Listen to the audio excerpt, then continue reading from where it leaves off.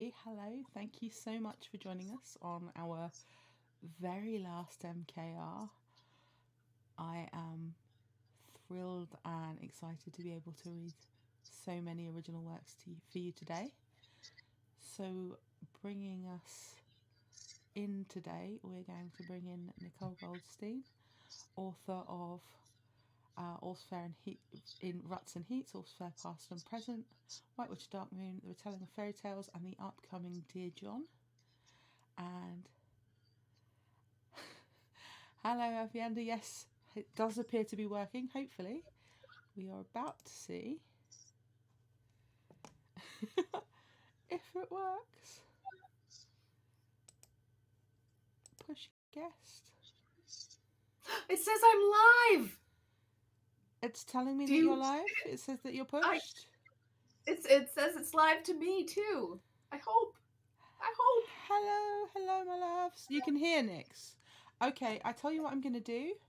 I am gonna do this. And we're gonna do it. We're gonna cheat. We're gonna do this. So can everybody see? Can everybody see Nix now? So what I'm actually doing now is showing you the screen of the backstage because.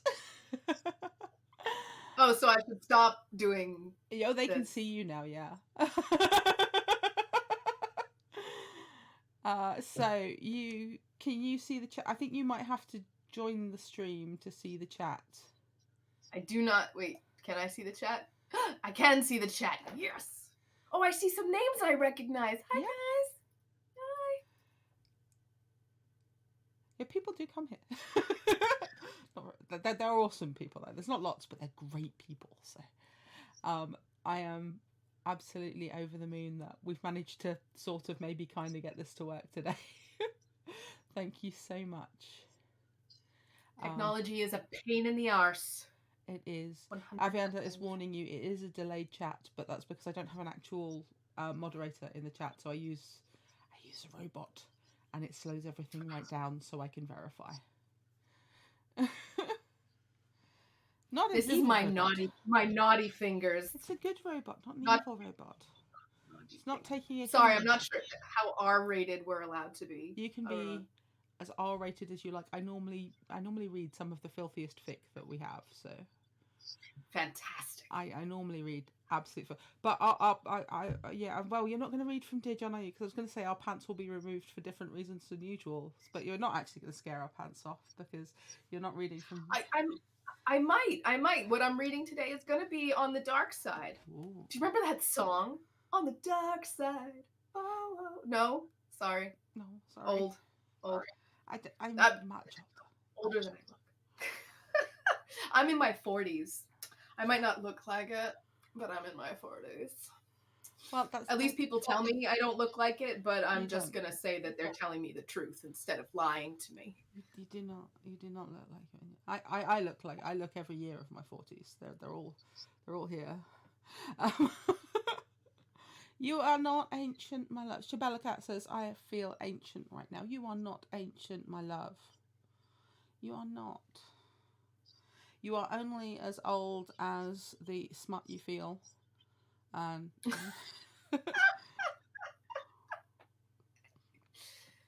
I feel all the smut, so I will be 18 forever. So that's whenever anyone asks our age going forward, how old are you? R18. So I'm gonna disappear my mug. I'm still gonna be here though, but I'm gonna disappear my mug and I'm gonna mute my microphone and get you to read some story to us. So it's your turn to read a story. Oh my goodness! I'm not even gonna get to see your face to watch your. You can if you want to. Scolding of me. Stay with me. Stay with me. That way people can like watch you make fun of me with your eyebrows. Like I want you to be like never. Well, for a start, I'm a product of the 90s. What eyebrows? We all plucked them to those pencil thin lines, and then those giant eyebrows came back in, and we're like, I'm Italian. This is me plucking them, and they're still like on the larger side. All right, so Today I'm reading a short story that's weird. It's a choose your own adventure short story. So I'm in a writer's group, and weekly or no, every 2 weeks we give each other a prompt, and you're supposed to write 500 words. I am an overachiever. So I wrote a short story where every path you take is about 500 words. And let me see, hold on, there are 4 open endings, 2 bad endings, and 1 good ending.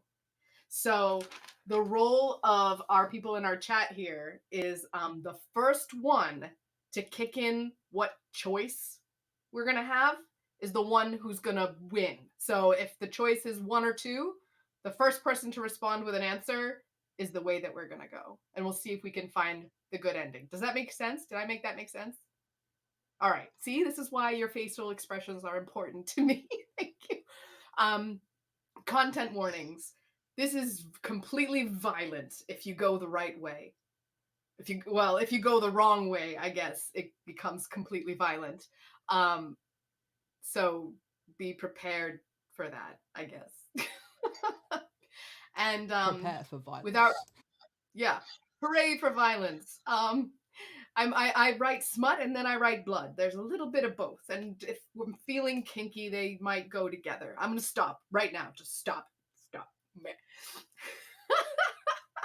All right. So try and do this. Okay. The booth is drab and smells like dirty dishcloths. Something that has an undertone of both bleach and mold. You crinkle your nose. This place is beyond shabby. Ripped seat cushions, peeling wallpaper, and Chinese tchotchke so fake it would put the ancestors to shame. The food? Cardboard, garlic, and MSG. It's a wonder that there are so many people here. They give you a creepy feeling, like their eyes are on you. But you know it's just paranoia.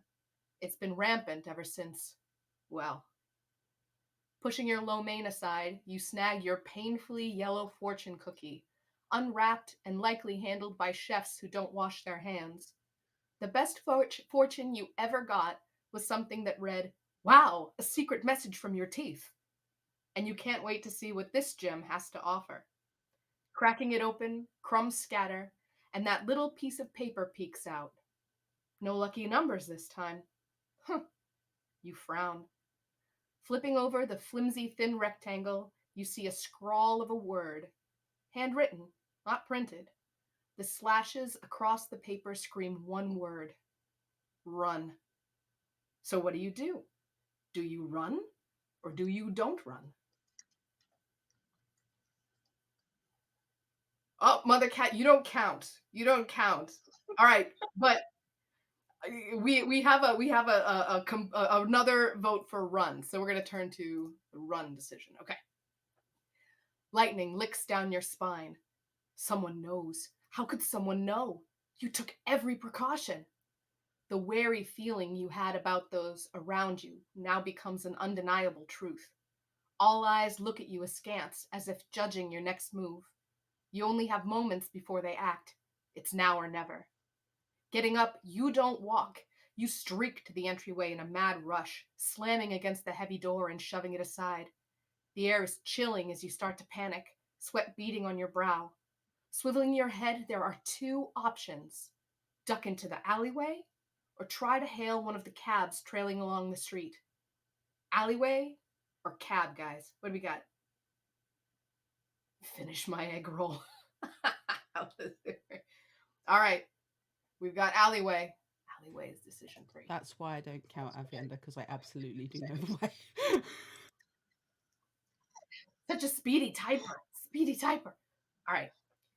Pivoting to your right, you flee down the dark alleyway. Fluorescent streetlights flickering above in seizure-inducing blips. You can't mask the slap of your footfalls as you bolt deeper into the narrow concrete corridor, nor the sound of the blood pumping in your ears, especially when you see the chain-link fence in front of you. Slamming into it, your fingers loop into the diamond-shaped wires as you launch up, ready to flip your body over like an action star. You're not an action star, and the heavy hands that land on your back makes that truth all too vivid in your racing mind. Squawking, you're wrenched away and tossed to the ground in a painful skid that rips through your wannabe designer pants, the ones you tell yourself no one can tell the difference about. Above you looms a man you don't know, a grin like a monster on his face. You took something you shouldn't have, didn't you? He purrs. Those words drop your stomach to your ankles. You try to open your mouth, but the gun raises faster than your jaw can drop. Your imagination pummels the bang into your head moments before it becomes real. As you bleed out, you whispered, "It was the only way." Your heartbeat slows and stops. This is the end of the road. Dear reader, you have reached a bad ending.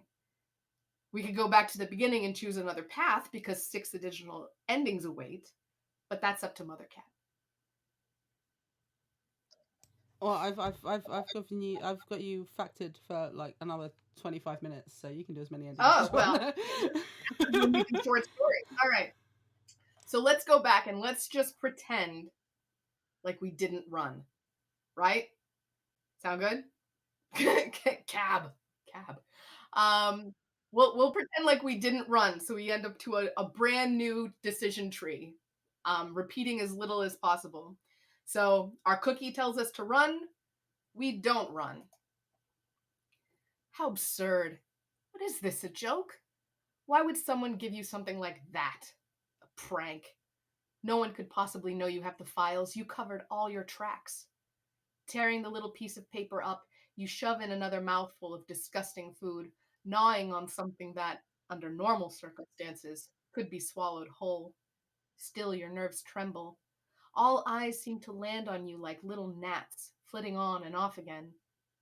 Do you go to the bathroom and make the drop, or pretend like nothing is wrong and continue to eat? Bathroom or eat?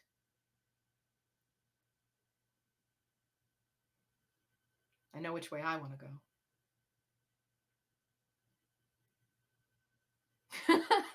We've got thinking going on. All right, MotherKat, you get to be the tiebreaker. We've got to vote for the bathroom. All right, bathroom. Bathroom and sneak out the back. Oh, Chele MacCabe, sorry, too late. All right, we're going to go to the bathroom.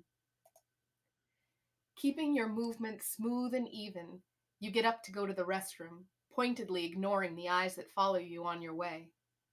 Paranoid, you remind yourself. You're just paranoid. The unisex piss pot smells like ammonia, and not the kind used for cleaning. Graffiti tells you all about what Jenna will do for $5, and it's scrawled upon the back of one of the stall doors. That's the one. Tucking yourself inside, you open the back of the toilet, finding pipes and levers and other guts that keep the thing flushing. Inside the little porcelain top is a plastic sleeve. Sliding off your shoe, you take the hidden USB from the secret compartment and slip it into its new safe spot, sealing the sleeve and closing the toilet. You look at the door, still sensing the unseen eyes of other patrons. Then you glance at the wall where a small window looks out on an alleyway. Do you go back to the restaurant, or do you go through the window?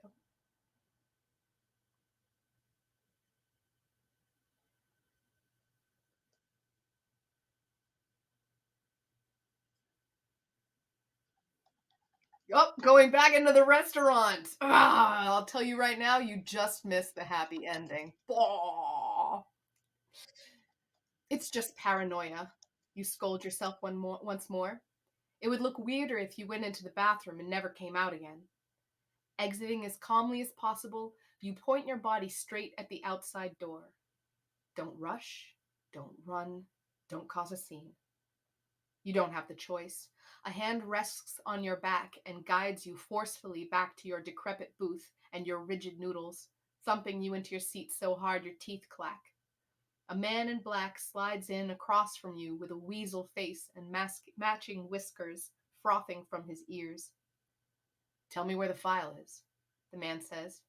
He must not know that this was the drop-off point, because I have something you want, and you'll be very sad if you don't give me what I need.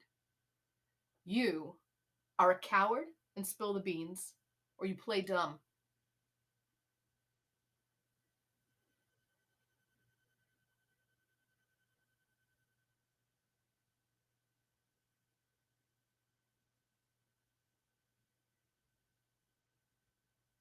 All right, we're playing dumb.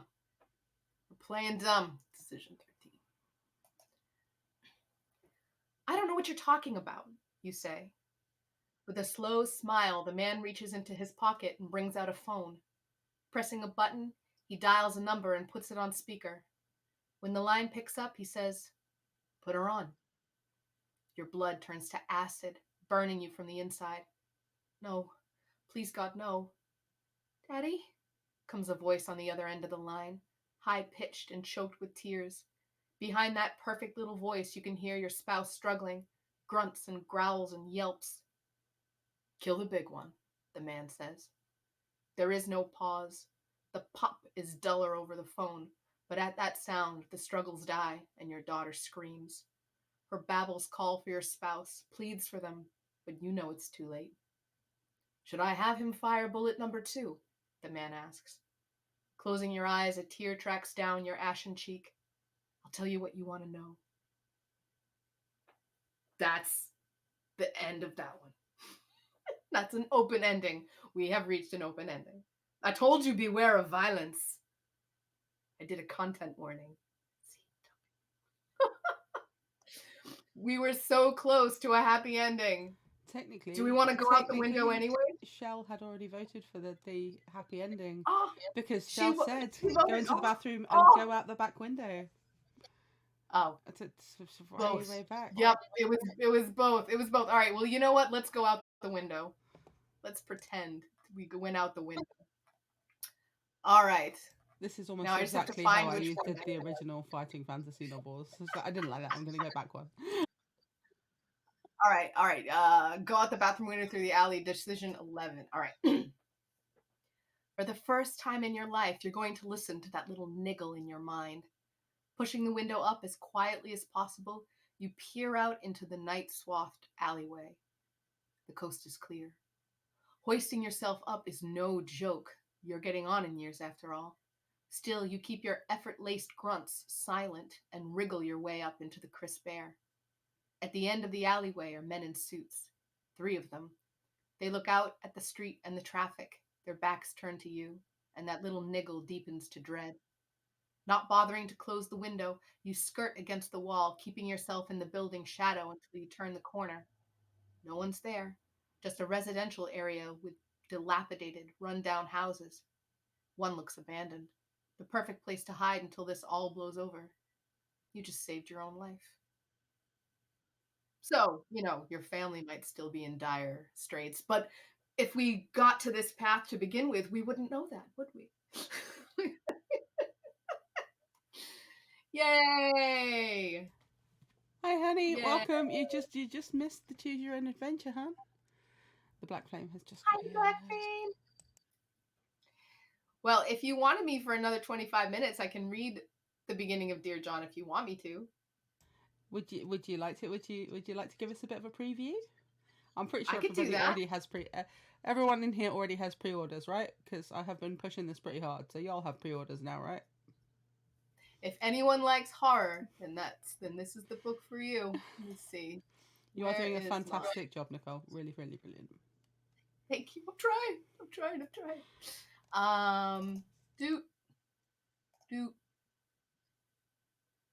Do. Oh my God, where is the actual file? Where is it?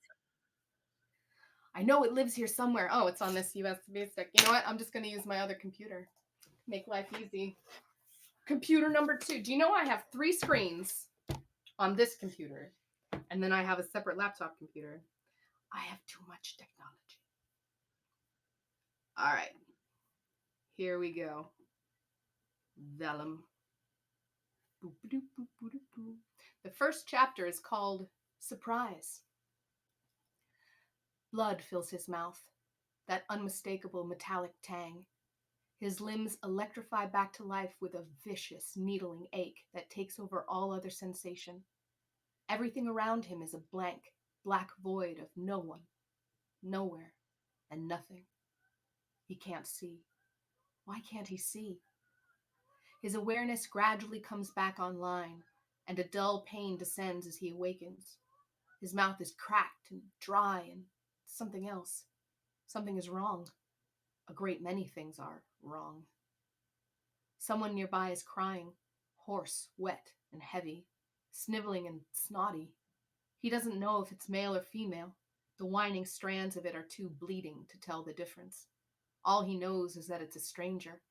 He's been alone far too long for it to be anything else. A strangled sound lets out, followed by a heavy thud, and the high-pitched panting of panic. Screams come, muffled and dimmed, as if from behind a heavy pillow, like a teenager throwing its rage into their bedding, not wanting anyone to hear. A foreign something cranks, dragging the screaming voice closer, closer, louder, loudest.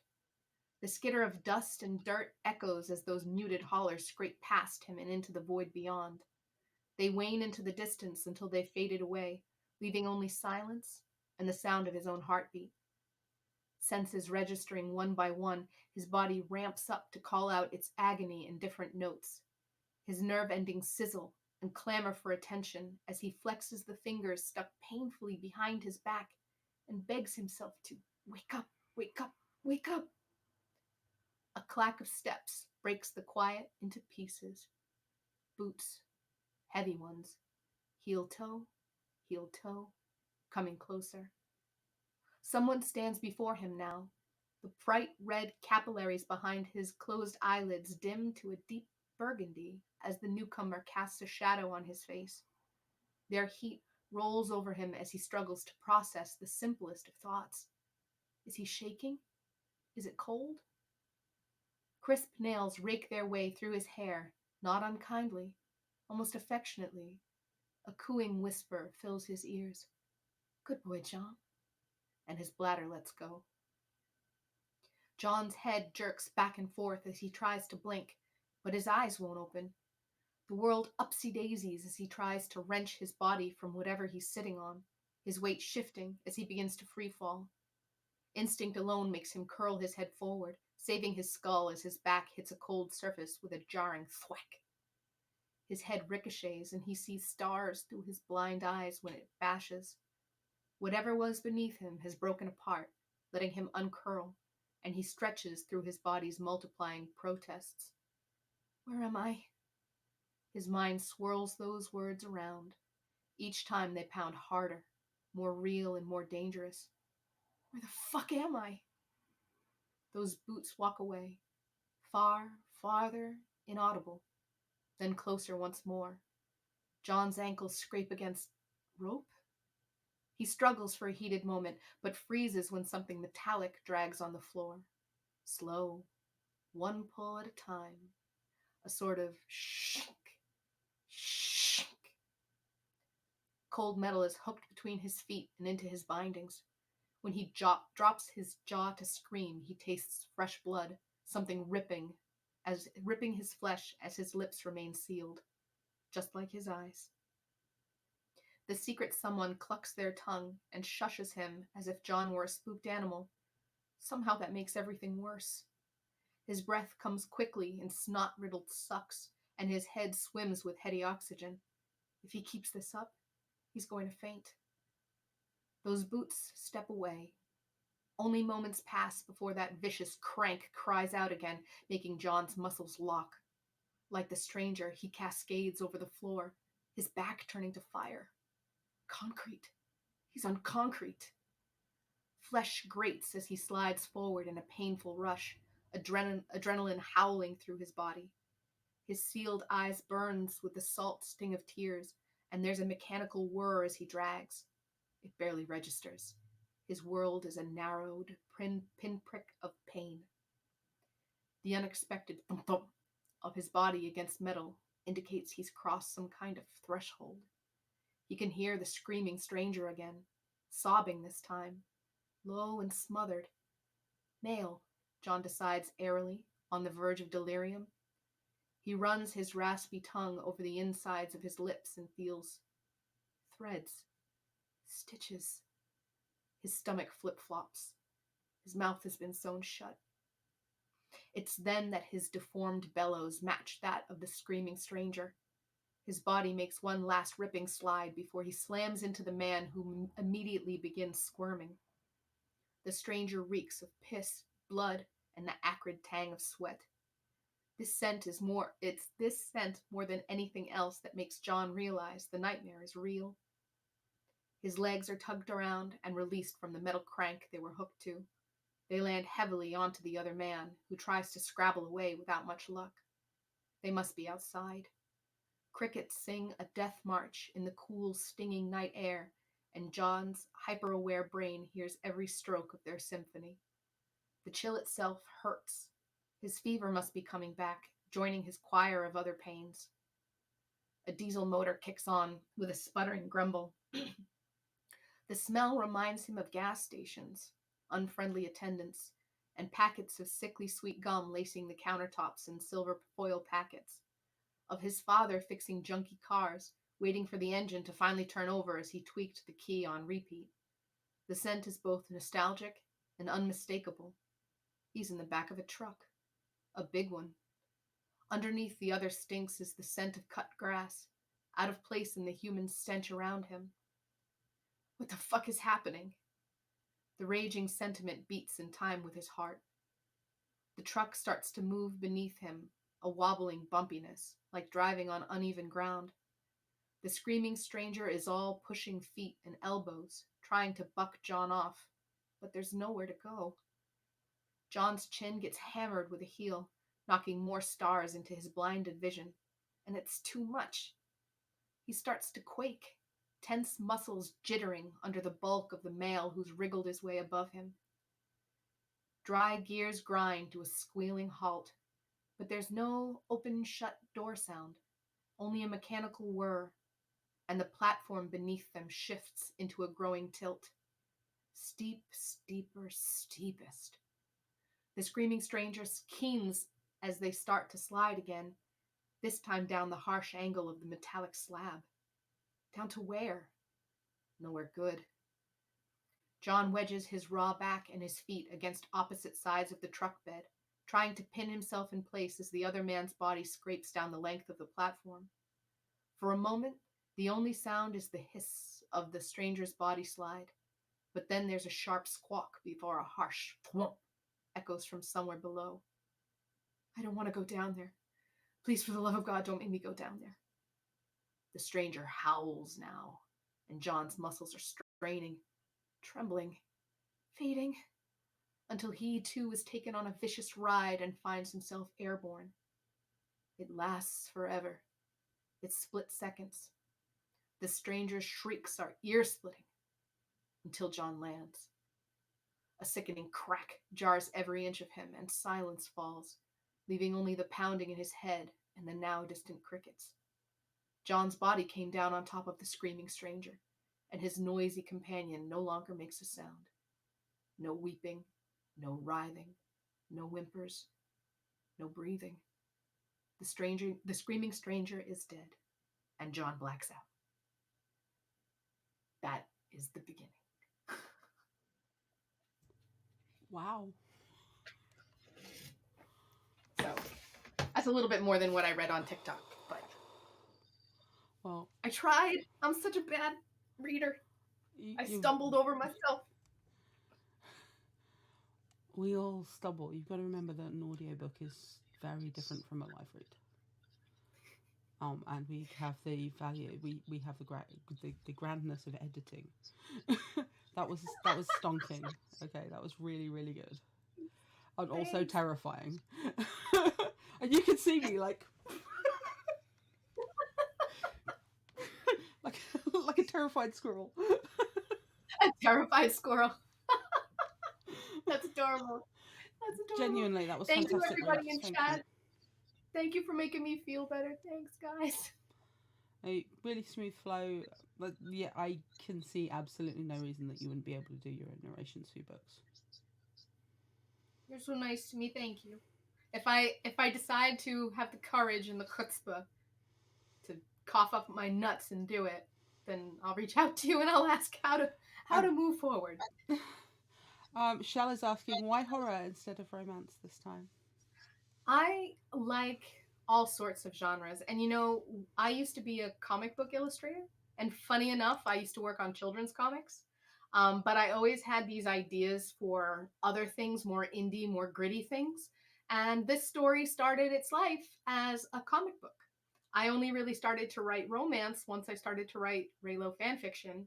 I had never written romance before my first one, the Redemption of Kylo Ren. I had to remember what my first one was called. I almost forgot.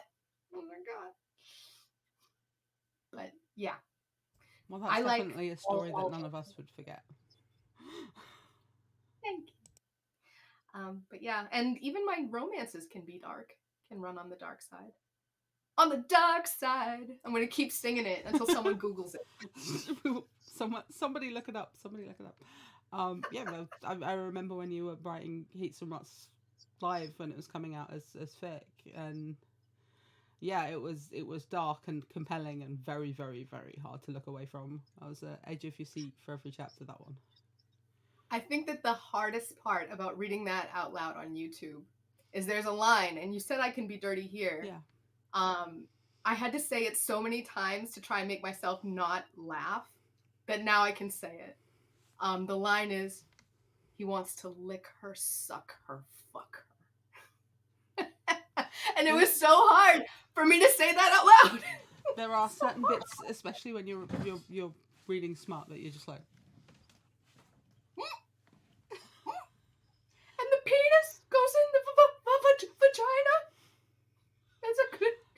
Knotting. Reading about knotting aloud is always. Shell says, "What's your writing schedule?" So after my son goes to school. It feels like work. Send them their children to work.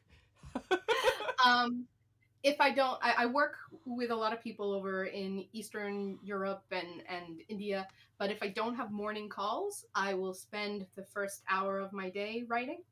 I try to be religious about taking my lunch hour. That doesn't usually happen at lunch hour. Sometimes it's like 3 or something.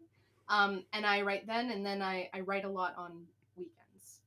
I try to write at night, but I'm old now, and 9 o'clock rolls around, and I'm like, I can't.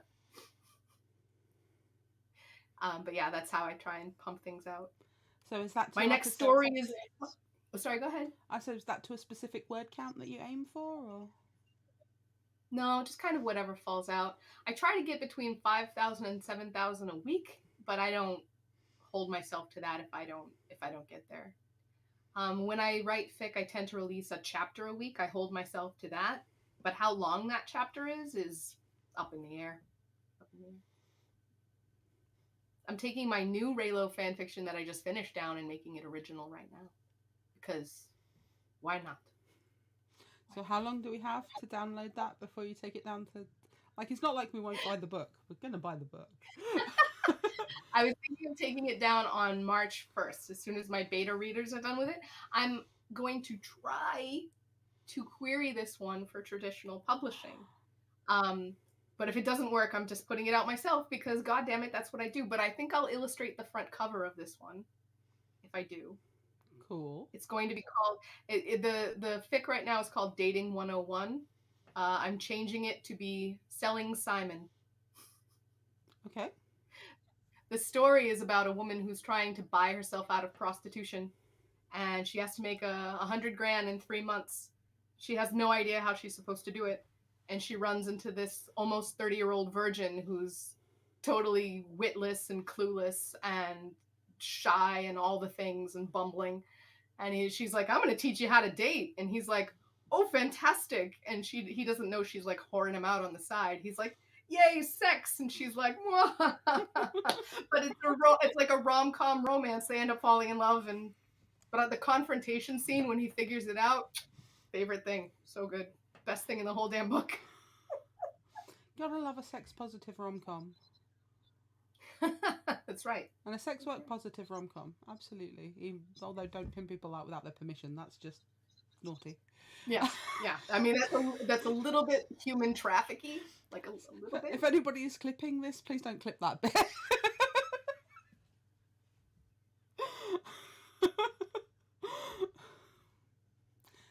Yeah. Oh. So thank you very much for that, and I'm really looking forward to that. I've seen the bits come up for Dating 101, but I haven't. Knowing that it's going to be coming down shortly, I shall grab that and finish it before it disappears. Thank you so much for all your time and all your hard work, and for the incredible things that you've done for the fandom and for writing in general, and for just being a fabulous human being.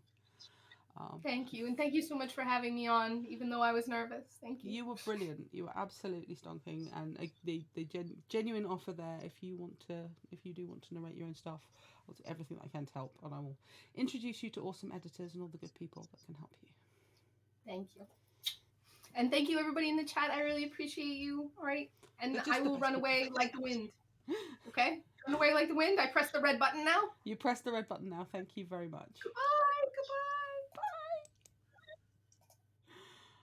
That was so much fun. So if we do go to doing like a monthly thing, I'm tempted to do something like that again, because that was fun. I don't know if what we could do, but that was a riot.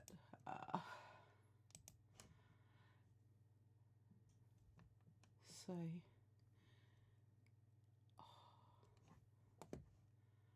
we have so yes, that was that was Nichol Goldstein, who has, excuse me 1 second, I will just put the link in the chat to Dear John, or at least I will attempt to.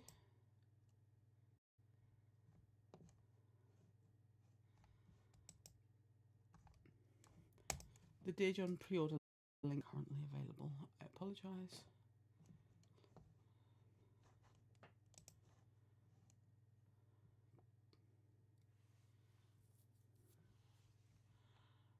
Oh, you're gonna get all the dead air now while I transition. But no, that was great fun, and it was fun to see everybody joining in. So thank you very much, everybody, for joining in.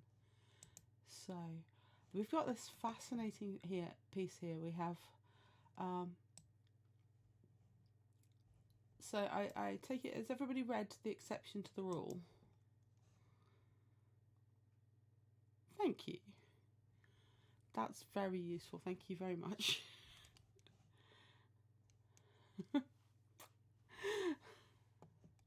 So though this is me fishing around going, I can't find where the link's gone, so thank you.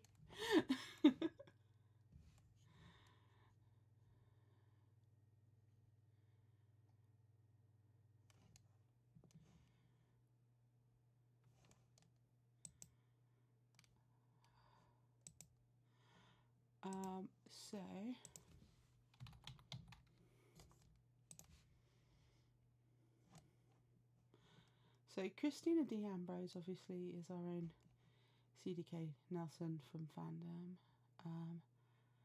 Yeah, I'm just pulling it up now so I can get the content warnings up. So just to be aware that this is a Megaverse, although in this particular piece there's not a lot here that's content warning flavoured.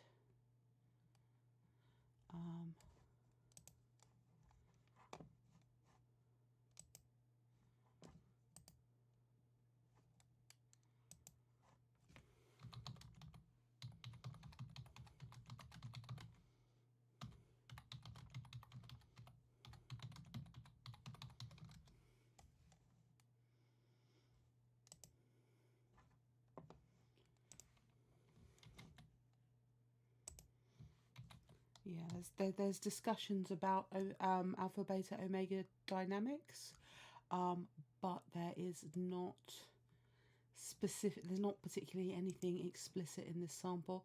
What we have here is, like there can be, there's a bit of a discussion of slick.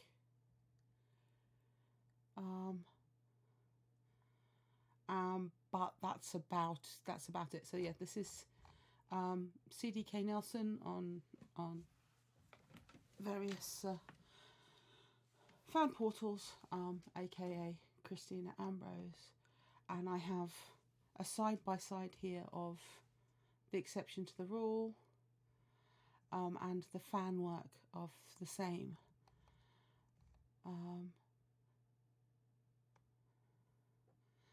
So in this, we have two office workers. They're a little bit at odds with each other.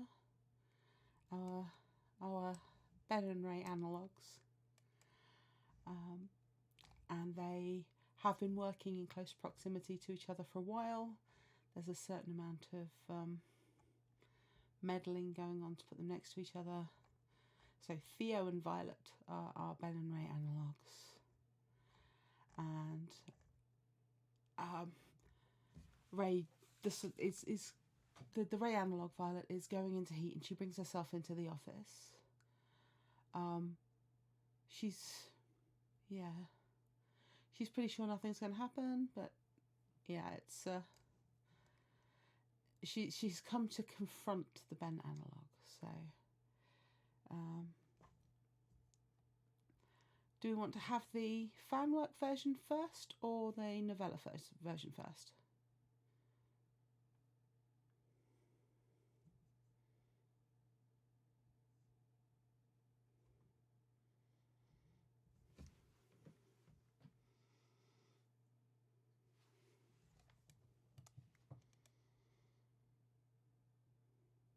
The novella version. Okay.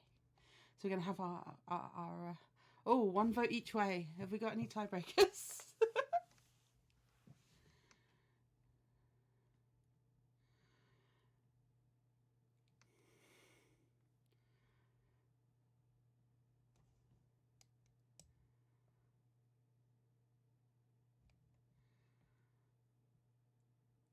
It's another vote for the original.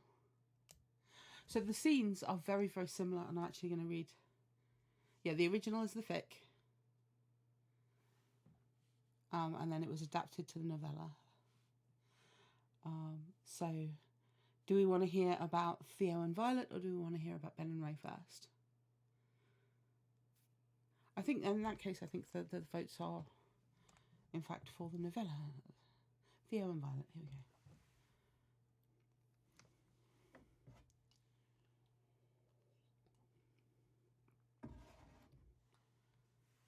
Violet's reasoning numbed as she found herself bypassing the elevators and favouring the stairs. Her heart raced as she chased the feeling inside her, her thoughts blurring into colours, smells and sounds, seeking out the one person who could ease her misery and keep her safe. Theo. As she stumbled into their office, a scent hit her like a brick wall. It was life and comfort and desire. Theo rose to his feet slowly as she leaned against the doorway, panting. He seemed to be at a loss what to do or say as the scent bowled over, and he physically reeled, his nostrils huffing and his eyes darkening. She stumbled to her desk, her purse and other items clattering about, and watched as he steeled himself to speak. Violet, what's going on? I was worried when you went. She snarled as pain ripped through her belly. What do you think is going on? Going into heat. Heat? His face paled as he gasped. What do you mean heat? I thought your next one was scheduled 3 months from now. What the fuck?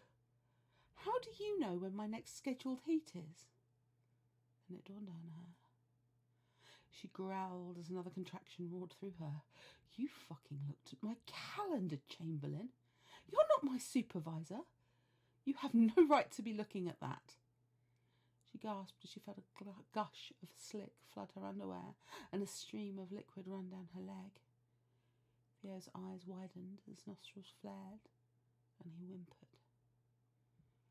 Violet could see Theo's grasp on his desk, and his knuckles whitened as his grip increased. The wood groaned under his hold. Sorry, he whined. With us working together so closely in one office, I was worried I wouldn't know and make things awkward. Violet doubled over in pain as she sat behind her desk, hoping that sitting would give her some reprieve, but as another contraction rolled through her, Violet's head bonked on the desk in front of her. Motherfucker! She grumbled. Violet never had cramps like this before. This heat was something different. It was spontaneous. She glanced back up at him. This is your fault. Her accusation startled him. What?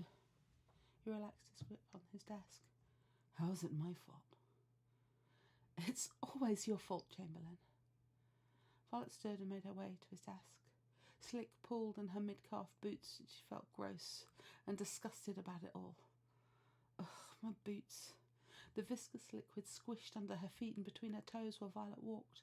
She tried to wipe an annoying bit tickling on the back of her knee, and her hand came away dripping before she wiped it on her skirt. Theo's eyes tracked her hand, his eyes sharp and his nose twitching. Gross. I love this skirt. Slick was her least favourite thing about her heat. Well, that and the cramps. And her insatiable need to fuck. She could handle that with a number of dildos and vibrators on hand to help her, but the slick went everywhere. It permeated everything. Bedding, carpet, clothes. It was so bad that sometimes she couldn't get the smell out of the fabric. When that happened, she'd take the offending fabric to Alex and Rachel's house that they rented in the suburbs together. It was almost as if Violet's knock was the herald of what she had come to do, because Rachel would quietly open the door and escort her to the backyard, where Alex was already preparing the fire pit for her offering. Violet slapped her hands on his desk and she leaned toward him. Theo used his desk as a shield, but she could scent his arousal there. Notes of leather and peppermint perfumed the air, and Violet bit back a groan that threatened to leave her throat. Theo's eyes were drawn to her slick-coated hand resting on his desk plotter. The hand that she tried to wipe clean but in a hurry didn't. Panic crossed his features as his hand flew to cover his mouth and nose as if her scent repelled him. Violet's insecurities rolled through her mind briefly before she hardened her resolve. She rounded his desk and Theo tried to flee, only to find his back against the filing cabinet at the corner of the room. Some alpha he is. What are you going to do about this, Chamberlain? Call you an Uber and send you home on emergency leave? Theo whimpered as his eyes roamed her body and face. Violet could see the blacks of his eyes widening with his arousal. She glanced at his pants, where his erection was straining the fabric. The fuck was his problem? Did she smell so bad that he couldn't wait to be rid of her? She whined as another cramp hit her and a slush of slick poured out. Rejection and embarrassment pulled her mind into focus. Of course, she needed to get home safely. The last thing she wanted was some random alpha like the ones in the lobby grabbing her and taking her to bed for the next few days. God forbid one of them mated her in the process. No thank you. She'd gone this long without having an alpha helping her through her heat, and she scolded herself for foolishly traipsing through the town, even though Violet had thought maybe Theo... No. Violet had read the situation and his intentions all wrong. She felt like a hopeless idiot. You know what? Don't worry, Chamberlain. I'll get my own Uber. Violet huffed as she patted his chest with her hand. Some alpha you are. She turned to leave, but Theo was quicker, grabbing her hand before she could withdraw it. His body tensed, his nostrils flared as he closed his eyes and took a deep breath. When his eyes opened, no pale green colour was left. Theo stared at her hand. Fear gripped Violet as she tried to yank her hand away, but he held on with a strength that surprised her. Theo? She pleaded. Alpha. His eyes darted briefly to hers before focusing back on her hand. Oh shit. The hand that had Slick on it. She glanced at his dress shirt and the wet mark on his chest. He pulled her hand closer to his face and inhaled again. This time a strange rumble sounded from his chest, making Violet's knees weak, and more Slick released down her leg. It sounded like a purr. One that Elijah's cat baby made when happy or content, but deeper and more enticing. Violet's heart stopped as she waited to see what Theo would do as her hand hovered in front of his face. Omega. He breathed, his voice low and gravelly with need. His tongue flicked out and tasted her skin. His eyes rolled back. Violet's stomach flipped just as another wave of pain rolled through her, and she whimpered as her fingers disappeared into his mouth. She moaned as he sucked and licked her fingers clean. The noises he made caused a different fire to ignite within her. His eyes came to rest on her as he removed her wet fingers from his mouth. Violet, Do you want me to help you through this heat? His stare was intense and her mind tried to wrap around his words. Did she? That's why she was there instead of languishing in her apartment, writhing in pain and misery and trying to find relief with her dildos. She wanted it to be a possibility. A choice. Besides, it was his fault she was in this predicament. Theo was a co-worker and an alpha man she'd hated for the past year until very recently. Sure, he'd shown her some kindness since working on this project together, showing her he wasn't as bad as she thought, but still. Did she want to spend her first shared heat with an alpha like him? Did she want to take that chance? She could ruin everything she'd worked so hard for, and yet her omega preened at the thought of his touch. Theo's scent wrapped her in a blanket of warmth, and her body responded again, drenching her beautiful boots and the floor between them. Violet could tell that Theo was trying to hold on to some kind of civility as he waited for her answer and not give in to his instincts to take her right there in their office for all to see. The thought of him doing that made her shiver, especially as her arms roamed his large, broad body and the massive hand that engulfed hers. The more she thought about it, the more appealing it became. Theo could cover her body like a blanket, keeping her warm and safe in her nest. And his size made her wonder if he was big all over. And that made her moan, which caught Theo off guard. She could smell his excitement and his nervousness. Nervousness? He's an alpha. What does he have to be nervous about? Is that a yes? Theo asked, his voice more air than sound. The grip on her hand tightened as if he was afraid she would run from him. Okay.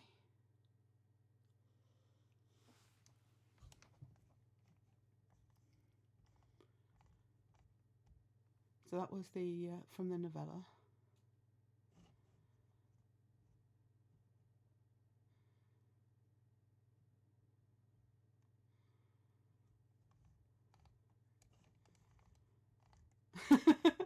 It's good. This again. This is a fic that I read when it was live. But it is, the scene fulfills all its promises. So if we go back to the fan fiction,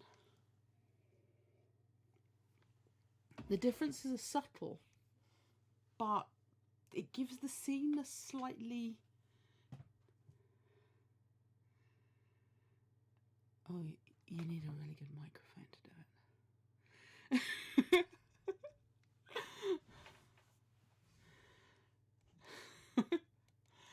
And a pop filter, because if you don't have a pop filter and you drop to a whisper, it sounds really scrapey. I can show you actually. So if we drop to a whisper without the pop filter, and then we bring the pop filter back.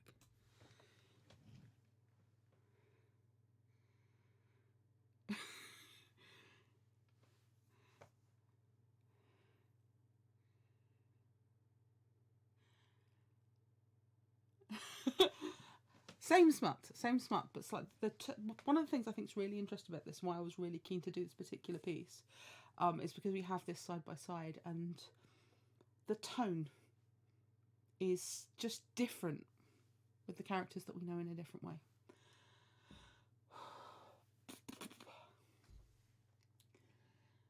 Ray's reasoning numbed as she found herself bypassing the elevator and favouring the stairs. Her heart raced as she chased the feeling inside her, her thoughts blurring into colours, smells and sounds, seeking out the one person who could ease her misery and keep her safe. Ben. His scent hit her like a brick wall as she stumbled into their office. It was life and comfort and desire. Ben rose to his feet slowly as she leaned against the doorway, panting. He seemed to be as to loss as what to do or say as her scent bowled over her. And he physically reeled, his nostrils huffing and his eyes darkening. She stumbled to her desk, her purse and other items clattering about, and watched as he stilled himself to speak. Ray, what's going on? I was worried when you went. Ray snarled as pain ripped through her belly. What do you think is going on? I'm going into heat. Heat? Ben's face paled as he gasped. What do you mean heat? I thought your next one was scheduled 3 months from now. The fuck? How do you know when my next scheduled heat is? And then it dawned on her. She ground as another contraction roared through her. You fucking looked at my calendar, Solo. You're not my supervisor. You have no right to be looking at that. She gasped as she felt a gush of slick flood her underwear, and a stream of liquid rushed down her leg. Ben's eyes widened and his nostrils flared, and he whimpered. Ray could see Ben's grasp on his desk. His knuckles whitened as his grip increased. The wood groaned under his hold. I'm sorry, he whined. With us working together so closely in one office, I was worried I wouldn't know and make things awkward. Ray doubled over in pain as she sat back at her desk, hoping the sitting would give her some reprieve. But as another contraction rolled through her, Ray's head bunked the desk in front of her. Motherfucker, she grumbled. Ray had never had cramps like this before. This heat was something different. It was spontaneous. She glanced back at him. This is your fault. Her accusation startled him. What? He relaxed his grip on the desk. How is it my fault? It's always your fault, Solo. Ray stood and made her way to his desk, slick, pulled in her mid-calf boots, and she felt gross and disgusted about it all. Ugh, my boots. The viscous liquid squished under her feet and between her toes while Ray walked. She tried to wipe an annoying bit that was trickling down the back of her knee, and her hand came away, dripping, before she wiped it on her skirt. Ben's eyes tracked her hand, his eyes sharp and his nose twitching. Gross. I love this skirt. Slick was her least favourite thing about heat. Well, that and the cramps. Her insatiable need to fuck, she could handle that with a number of dildos and vibrators on hand to help her. But Slick went everywhere. It permeated everything, bedding, carpet, clothes. It was so bad that sometimes she couldn't get the smell out of the fabric. She'd take the offending fabric to Finn and Rose's house that they rented in the suburbs together, and that happened. It was almost as if Ray's knock was the herald of what she'd come to do, because Rose would quietly open the door and escort her to the backyard, where Finn was already preparing the fire pit for her offering. Ray slapped her hand on his desk as she leaned toward him. Ben used his desk as a shield, but she could scent his arousal from there. Notes of leather and peppermint perfumed the air, and Ray bit back a groan that threatened to leave her throat. Ben's eyes were drawn to her slick-coated hand resting on his desk blotter, the hand that she'd tried to wipe clean, but in her hurry didn't. Panic crossed his features as his hand flew to cover his mouth and nose as if her scent repelled him. Ray's insecurities rolled through her mind briefly before she hardened her resolve. She rounded his desk and Ben tried to flee, only to find his back against the filing cabinet at the corner of the room. Some alpha he is. What are you going to do about this, Solo? Call you an Uber and send you home on emergency leave. Ben whimpered as his eyes roamed her body and face. Ray could see the blacks of his eyes widening with his arousal. She glanced about his pants where his erection was straining the fabric. What the fuck was his problem? Did she smell so bad that he couldn't wait to be rid of her? She whined as another cramp hit her and a slush of slick poured out. Rejection and embarrassment pulled her mind into focus. Of course, she needed to get home safely. The last thing she wanted was some random alpha like the ones in the lobby grabbing her and taking her to bed for the next few days. God forbid one mated her in the process. No thanks, she'd gone this long without having an alpha helping her through a heat. And she scolded herself for foolishly traipsing through town, even though Ray had thought, maybe Ben. No. Ray had read the situation and his intentions all wrong, and she felt like a hopeless idiot. You know what? Don't worry, Solo. I'll get my own Uber. Ray huffed as she patted his chest with her hand. Some alpha you are. She turned to leave, but Ben was quicker, grabbing her hand before she could withdraw it. His body was tense as his nostrils flared as he closed his eyes and took a deep breath. When his eyes opened, there was no amber colour left, and Ben stared at her hand. Fear gripped Ray as she tried to yank her hand away, but he held on with the strength that surprised her. Ben? She pleaded. Alpha. His eyes darted briefly to hers before focusing back on her hand. Oh shit. That hand had her slick on it. She glanced at his dress shirt and the wet mark on his chest. He pulled the hand closer to his face and inhaled again. This time a strange rumble sounded from his chest, making Ray's knees weak. A more slick release down her leg. It sounded like a purr that Postcat BB made when happy or content, but only deeper and more enticing. Ray's heart stopped as she waited to see what Ben would do as her hand hovered in front of his face. Omega, he breathed, his voice low and gravelly with need. His tongue flicked out and tasted her skin, and his eyes rolled back in his head, groaning. Ray's stomach flipped as just another wave of pain rolled through her, and she whimpered as her fingers disappeared into his mouth. She moaned as he sucked and licked her fingers clean. The noises that were making caused a different fire to ignite within her. His eyes came to rest on her as he removed her wet fingers from his mouth. Ray, do you want me to help you through the seat? His stare was intense, and her mind tried to wrap around the words he said. Did she?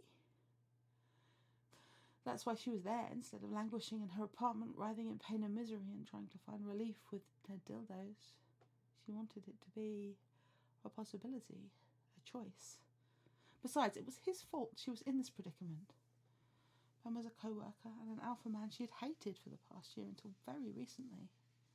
Sure, he'd shown her some kindness since working on that project together, showing her he wasn't as bad as she thought, but still.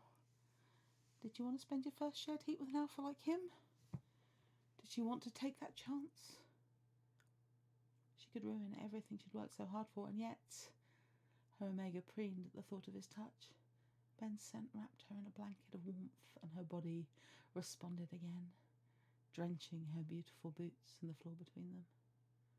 Ray could tell Ben was trying to hold on to some kind of civility as he waited for her answer, not give in to his instincts and take her right there in the office for all to see. The thought of him doing that made her shiver, especially as her eyes roamed his large, broad body and the massive hand that engulfed hers. The more she thought about it, the more appealing it became. Ben could cover her body like a blanket, keeping her warm and safe in her nest, and his size made her wonder if he was big all over, and the thought made her moan. That caught Ben off guard. She could smell his excitement and his nervousness. Nervousness? He's an alpha. What does he have to be nervous about? Is that a yes? Ben asked, his voice more air than sound. The grip on her hand tightened, as if he was afraid she would run away from him. Okay. I think that what's really fascinating there, when you see, there are so many, you can see what the one scene from the other. It's not that the reading's more assured, it's very much that the context is there, because the slick is the Skywalker lightsaber in the story. So we have that familiarity, and it's one of the reasons that we love fan fiction. This isn't, it's incredible as an original story, but the reason it feels more comfortable is because we have the context. We know this scene. Ray has mailed herself to Ben. In this case, her, weird pod is leather boots, but she has, she's delivered herself to Ben. And he nearly fucks it up. But this is fan fiction, so we can fix it so he doesn't quite fuck it up this time.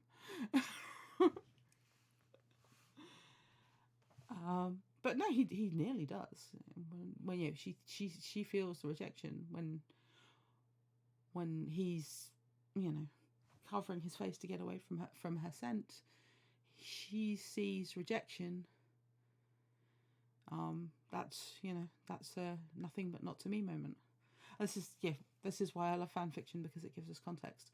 But I also love reading fan fiction written reading original fiction written by fanfic writers, because I genuinely love Violet and Theo.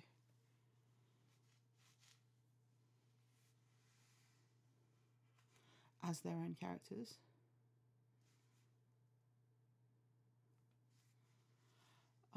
Chele MacCabe says, is anyone else here reworking their fics? And Avayanda says, a bit Twilighty. I'm sorry, I don't follow, my dear. Green Umbrella says, I am. Aren't you just? I can't wait.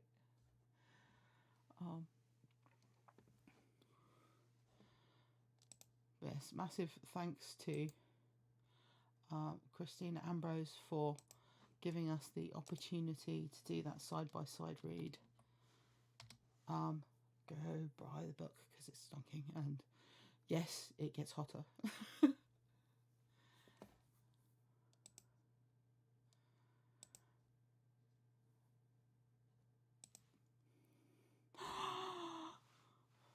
Oh, Chele MacCabe says I'm working on my Wyoming fic, and Lord, it is hard. That is an epic, though. That is an absolute epic of a fic. It's one of when I was on Bren's podcast back in the day. That was and still is one of my absolute favourite fics. But it is an epic. There is a lot of that fic. What are the things that is it just that having to put that context in that's making it tricky, or is it just because it's massive?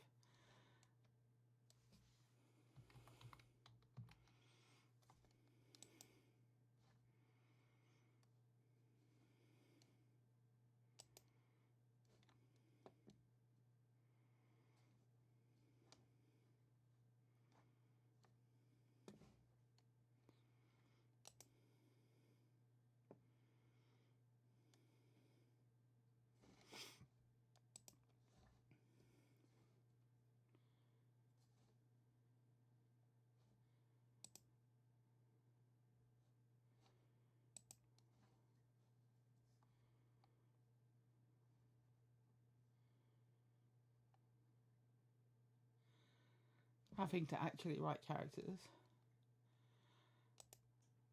I can absolutely see that.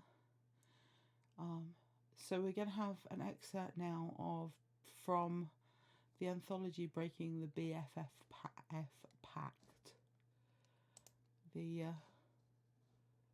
Sorry.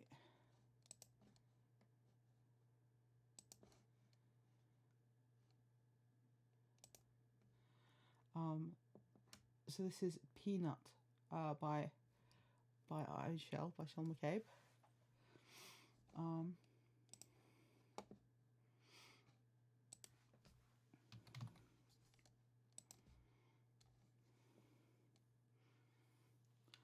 Do you not think that certainly in your Wyoming fic, if they go a lot, they run for a long time, and I do think they very much become like they're still Ben and Ray, but they are very much their own Ben and Ray. Do you think taking the Ben and Ray off of them doesn't leave them enough character, or is it just that it's the sort of filling in around the edges is tricky? I'm genuinely fascinated by this because I am a long way from being a writer.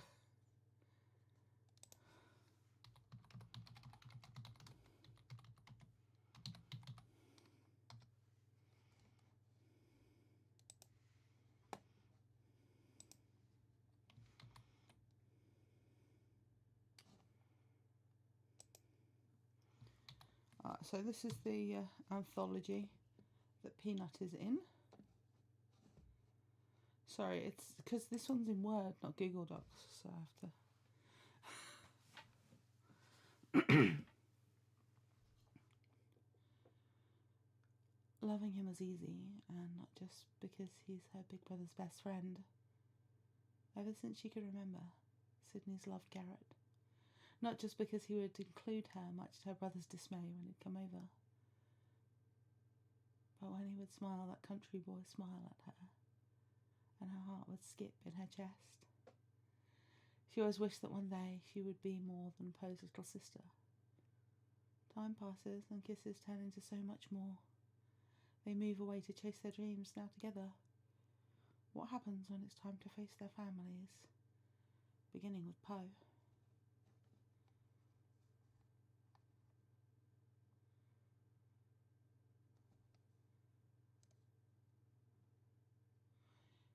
Can you come back? I don't want to fight. I know, I don't want to fight anymore either. Her voice catches, he knows her well enough, but she knows he can tell she's been crying since he left, hours ago. Can we talk this time? His voice lowers to that tone that sends shivers dancing down her spine as he infers what they were doing before all this. Not exactly yelling, but kind of close. Close enough to hurt. I promise. I love you. He whispers, but it's the way he says it. It makes her want to hold him in her arms and never let him go. I love you. I knock on the door and she asks, "Is that you?" Yeah. She doesn't wait, but drops her phone on the couch and runs to the door. It swings open in time for him to catch her. "I'm sorry." Their voices overlap as their arms encircle one another and they come together with a lingering kiss. He picks her up, legs around his waist, his hands on her bottom, and carries her into the apartment, all while kicking the door shut behind them. "I hate it when we fight," she mutters against his lips. "I don't like it either," he admits. Instead of continuing the kiss, he takes him to the couch. He sinks down onto his favourite spot, the middle cushion. She arranges herself a knee on either side of his thigh like she belongs there. Well, she does, of course. She leans back, but only far enough she can take him in, inky waves that need a trim. Carolina blue eyes that always match her stormy eyes of blue. Never let her out of their sight for very long, and that smile. You know, I think I fell in love with your smile first. You did? Mm-hmm. He smiles, that crooked smile of his that tells her he's about to laugh at her. I know, I was only 4, but I remember. It was at Poe's birthday party, and he and all of his friends didn't want to play with his sister, but not you.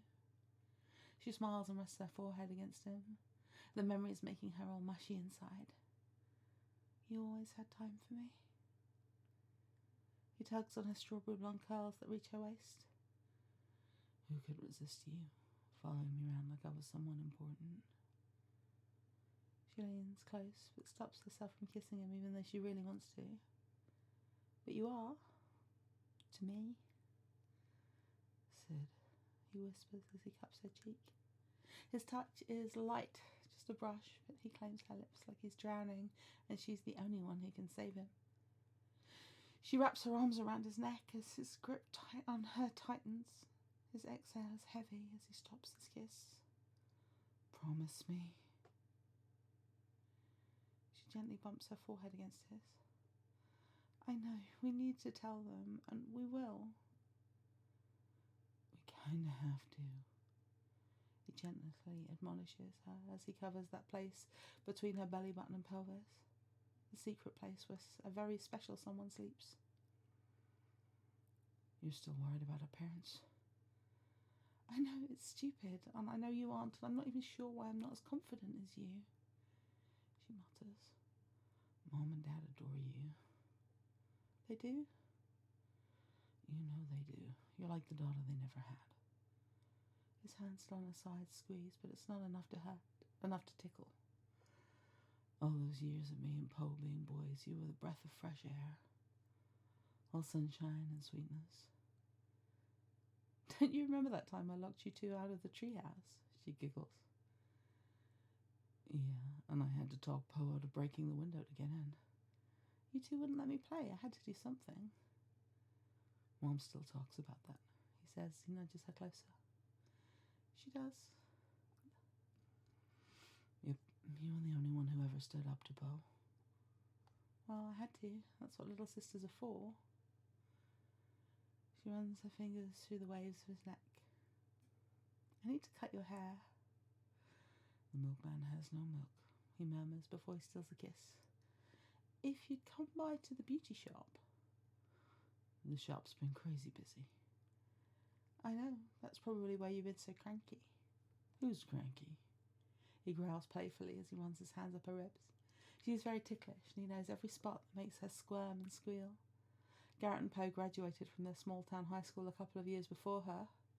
While Poe went several states over to play football, Garrett stayed home and worked at his dad's garage while getting his associate degree in automotive technology. When Sydney graduated high school and then went to the same tech college for cosmetology, Garrett kept on taking classes in hopes he would own his shop one day. Of course, living on the same street growing up, they would always see one another when they were out and about. Soon the simple, "Hey, how are you?" in the grocery store turned into long talks at the make-out spot on Onion Mountain, overlooking their small town. Sydney will never forget that first kiss. They were sitting on the truck bed watching the falling stars of the Perseids. For once, they were the only ones up there. Then again, it was 2 o'clock in the morning. A cool breeze, the one who she knows now watched her all throughout their childhoods, picks up her favourite throw and wraps it all around her. In the soft light of the fairy lights she brought, his arm lingers around her. The hope that one day she might get to feel his touch was her deepest wish. And when he lowers his head and claims her lips, it was every dream she'd ever had come true. G, she murmurs, just one of the nicknames she has for him. Sid, what are we going to do? She asks. Foreheads together, their breaths mingle. We're going to get married. We're going to have this baby. Oh, and tell our families we're crazy in love with one another. And raise our family. Garrett Prescott, are you? She murmurs. I was wanting something fancy. He lays his head against the back of the couch.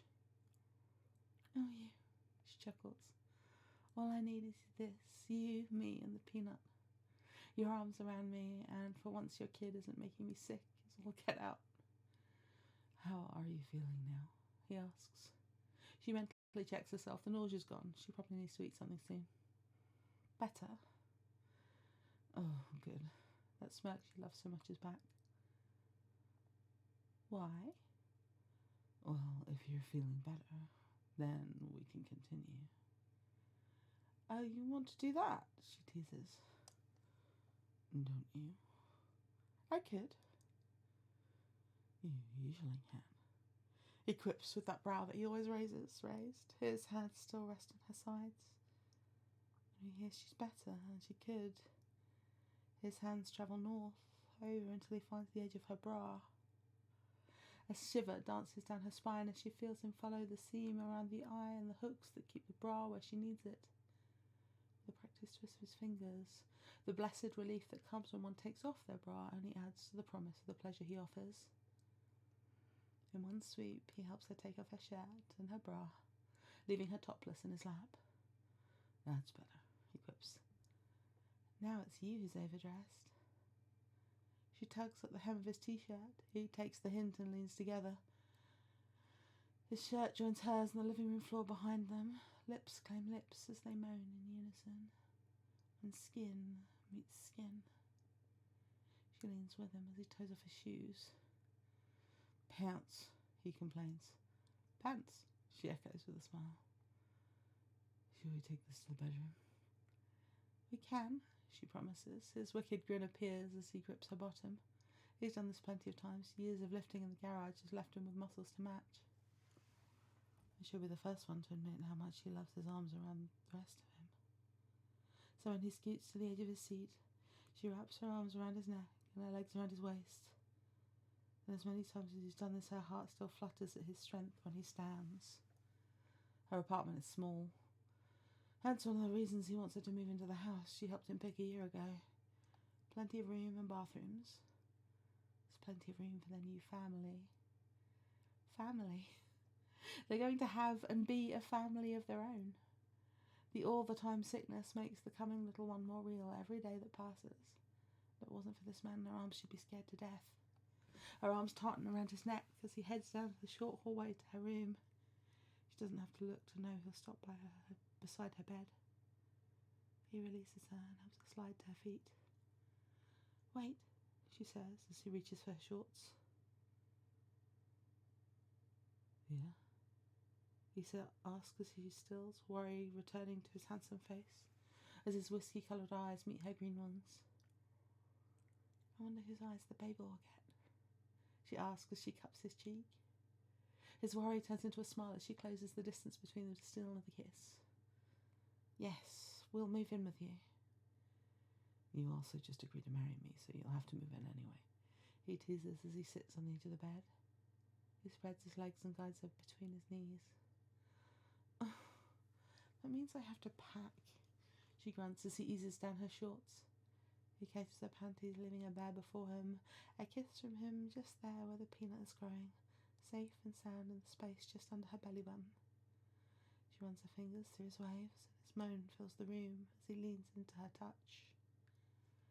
I'll be there to help, he offers. His smile is one she knows well. It's the one he gets when he knows he's right. She knows he'll do most of the packing anyway. He'd carry the baby if he could. He loves them both so. You'd better be, she murmurs as she tugs on his hair. I know something else you can be helping me with about now. Let me guess, he mutters as his hands settle at her hips. You want me to kiss you? Maybe here? His lips go even lower, kissing the spot she shaved just this morning. He turns her just so he can reach her just there. Her breath hitches when she kisses that spot. Fuck, gee, she murmurs. Why don't you join me? Let me make you feel good. Only if you take off your pants. That I can do. He says as he stands, and she helps him finish undressing with a smile of both of their lips. They both climb on the bed. A kiss on her breast as he sucks the nipple in her mouth. She arches with a moan. Wham! A crickles across her apartment. Sydney scatters to sit up while Garrett positions himself between her and the door. Sid, I know you're home. Your Toyota's outside. Poe sings out. Poe. The brother Poe. The same one who is Garrett's best friend. Fuck, they whisper at the same time. Sid, where's Garrett? I saw his truck outside. That's when his dark, curly-headed self appears in the doorway. What are you two doing? Sid isn't sure what's going on as she scrabbles to cover herself. A glance towards Garrett tells her he's wrestling one of his many pairs of basketball shorts as he leaves here. Poe? She hates how her voice wobbles. Why are you here? The smirk that appears on her brother's face is familiar. It's too familiar, the same one he got when he caught her doing, well, anything. Are you two? She swallows hard, sudden nerves making her break in a cold sweat. This time it has nothing to do with the baby. Thankfully, Garrett takes control of the situation when he commands, Could you wait for us in the living room? Her brother mutters something she can't quite make out. But when the door closes, before she can look up, she feels the bed dip beside her. She would know his touch anywhere. When Garrett wraps his arms around her, she bursts into tears. He kisses her temple and murmurs, Why are you crying? I don't know. She sobs, and she doesn't. Years of trying to figure out how to tell their families, and her stupid brother Poe just waltzes in like he owns the place. Sweetheart, he murmurs as he pulls her all the way into his lap. Like his touch always does, she calms in his arms, even as she buries her nose in the crook of his neck where vampires like to bite, and he smells the most like him. Don't say it. She tries to sound tough, but her voice wobbles like she's been crying, which she has. Could it be that you're... She leans away from him so he can see her glare. Yes, I know, I'm hormonal. I'm almost 15 weeks pregnant. The sheet she's holding tightly relaxes enough so she can show him the baby bump. It looks more like a baby bump and not just that she ate too much turkey at Thanksgiving. See, it's kind of hard to miss these days. Then that means we need to tell them. I know, and we may as well start with Poe. Something like that.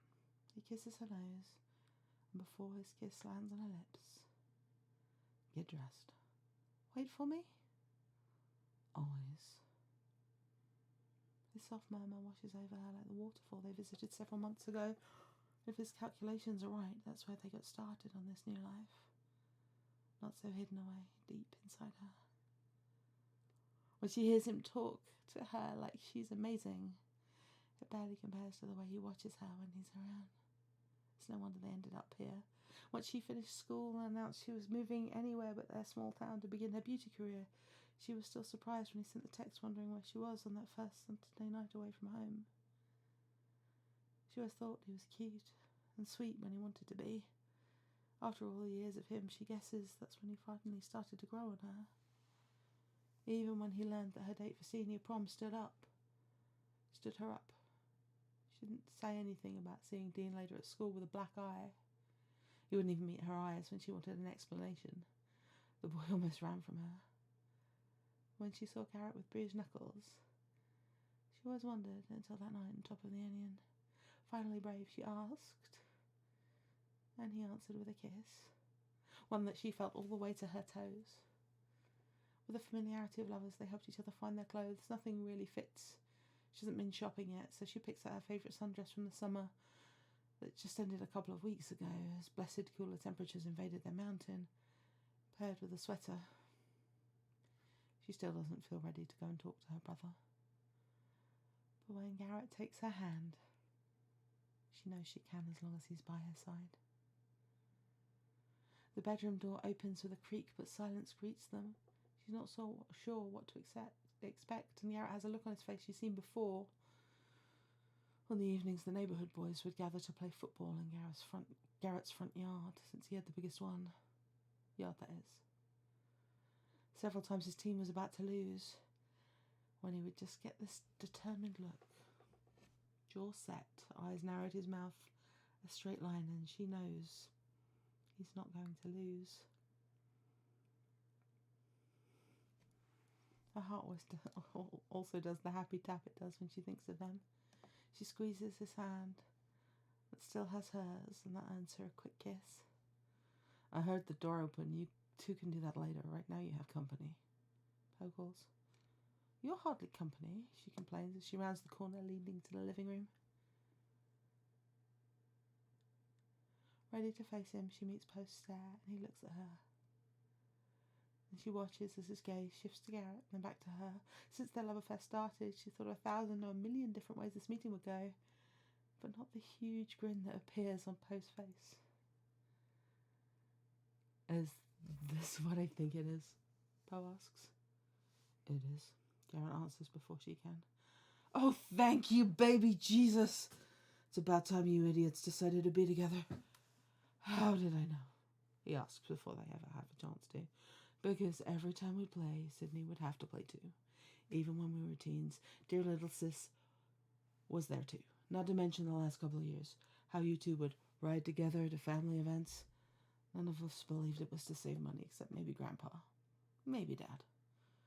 A happy smile settles over his brother's face when he looks at the both of them.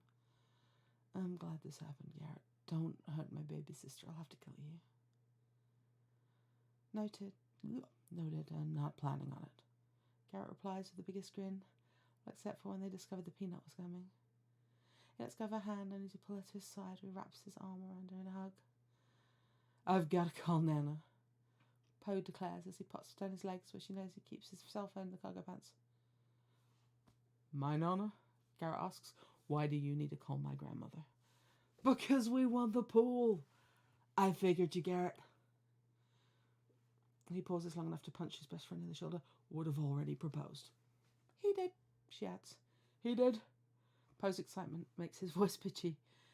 And she said yes. Garrett said, should we tell him? May as well, he's here. Tell me what? Tell me what? Poe asks. Sydney was nervous to tell you. I'm pregnant, she whispers. While her brother may have been happy they're together, a myriad of emotions ranging from disbelief to a flash of anger dance across his face. But you're marrying him. You're marrying him, right? Poe fairly accuses her. Poe, yes, damn it, stop being so old-fashioned. But she knows where this is coming from. Years of teaching and coaching, he knows the good, the bad, and the ugly of it all. I'm not going anywhere, Garrett promises. You'd better not, Poe warns. Poe, Sydney fusses. You know I love her. I think I confessed it several times when we were hanging out. Garrett shrugs. You told him? She asks. In my defense, I think I was asleep or passed out. And he just as if he just remembered something. Poe digs in his pocket. Nana handed me this before I left. Is that... Garrett steps away to accept the box. He doesn't let her see it as he opens it. When his breath hitches, she knows it's something important. Thanks, man. That's when he faces her in the middle of her crappy apartment on the rug she only paid $25 for at a yard sale. The love of her life kneels. Garrett! Her voice cracks on the last T as it hits her what he's doing. My love. My sweet Sydney. I feel like I've loved you forever, and not just because I remember when you were born. I would ask Mum and Dad several times where my little sister was, and they said all I got was you. By now, tears stream down her face and her eyes are watery, and I'm so glad that I did. I'm not sure when I loved you. I think I always have. I adore you, Sid. Will you do me the honour of marrying me? The box creaks open and he finally shows her what's inside. She's only seen this ring once, and it was so long ago she barely remembers it. It was one summer day when his Nana Angela was visiting. While the boys were playing outside, she invited Cindy into the guest room, opening her jewellery box, Nana, who claimed everyone showed her the treasures inside like pirate's booty. In mysterious whispers, Nana had lovingly explained that when Papa had first gotten her this ring by working extra at the jewellery store where he ended up loving it, so he apprenticed and learned everything he could about the business. An oval pink sapphire, because pink was Nana's favourite colour, with 2 diamonds. Sydney loved it. And now, like a forgotten wish, the love of her life offers it to her. Yes, yes, yes. Before she can tackle him, Garrett stands in time to catch her. He picks her up for the kiss that will make anyone jealous. They promise one another forever. They part to catch their breath, and they hear Poe on his phone as he says, Nana, guess what? Oh, it's so lovely. I think one of the really lovely things about translated works like this is there are kind of these tiny nods, isn't it? Avienda says, wow, so sweet, and it is just so sweet. But it's the tiny little nods, the little references back to canon that just make it for me. They just, so lovely. Absolutely gorgeous, Shell. Thank you so much. And again, that's in the Breaking the Best Friends Pact.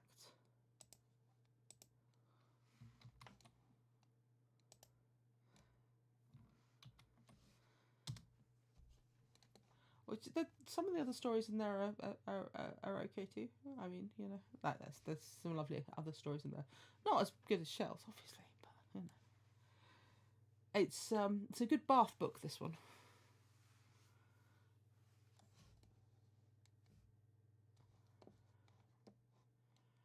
Yeah, really good bath. It's a good one. It's a really good one for like if you've got like a coffee break, because all the stories are about that size. So for me to read it was about 20 minutes, like 15-20 minutes, but to read it in your head it's like 5 minutes. It's nothing. So it's like a little palate cleanser. Just wonderful. Everybody adores Chele MacCabe. It's the law. You have to understand, everybody in this chat, they're the best people. Yours are so far removed from this genre, but you're affecting us in just a completely different way. And like, it's not like when we had Nix's horror stories right at the beginning. We have all of these different styles, and it's amazing. And this is the best thing, is that you have these stories and they have this thread that holds them in common. Yeah, they're all under 7,000 words, so all in that kind of coffee break / like quick bath while you're setting your conditioner type. Possibly it's only us curd girls that have to sit there with 15 minutes of coconut oil and on our heads, but the same heartbreak, absolutely. Speaking of heartbreak, is everybody ready for some heartbreak? I mean, I'm going to tell you now, I don't think you're ready for this. So, has everybody read Home is Where the Heart Is? Lies. Home is Where the Heart Lies, even.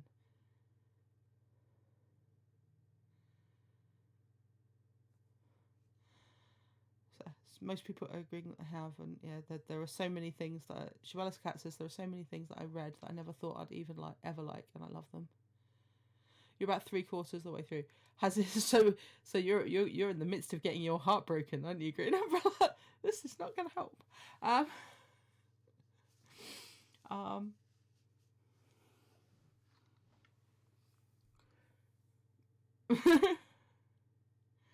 And so you have not. So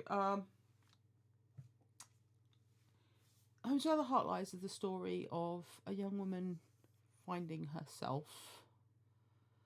It is exciting. It's also not far from the bit that made my sound tech cry. Get your hankies ready. It's worth it. It's worth every single second. I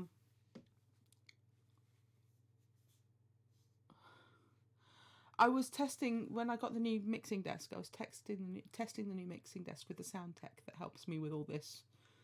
I think everybody here has seen the desk at this point, but there's a lot of tech on my desk.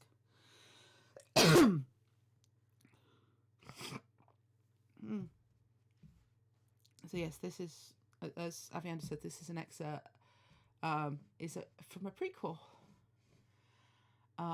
So we're going to do about 3,500 words of it, I think.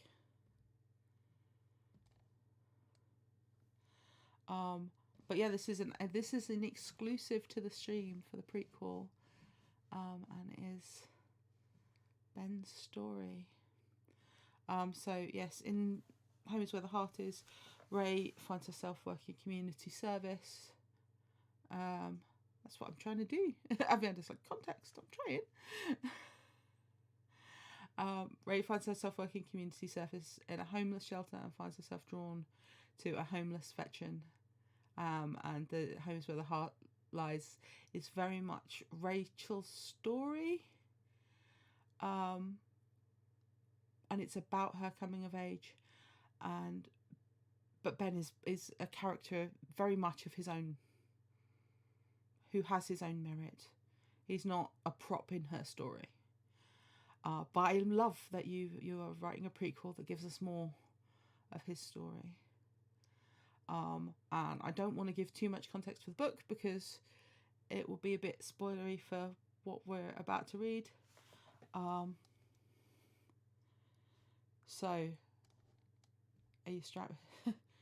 Are your big knickers strapped on? Because this is content warnings for war and violence and homelessness and badly mangled Quebecois French.